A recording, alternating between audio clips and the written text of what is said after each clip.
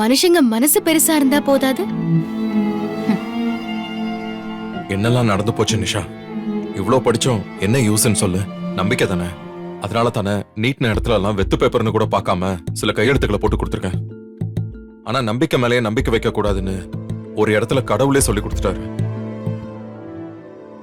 இப்ப அதெல்லாம் நினைச்சா எனக்கே என் மேல கோவம் வருது.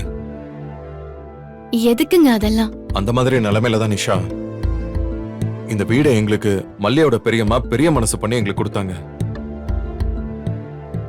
அதுக்காக இங்கேயே எவ்வளவு நாள் தான் இருக்கிறது?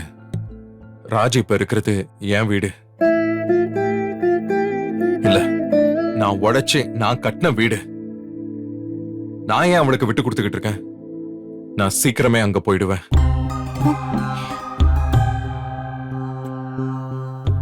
மாமா, நான் சும்மா தான் கேட்டேன். நீ சும்மா கூட கேட்டிருக்கலாம். ஆனா நான் ஏற்கனவே முடிவு பண்ணதான்.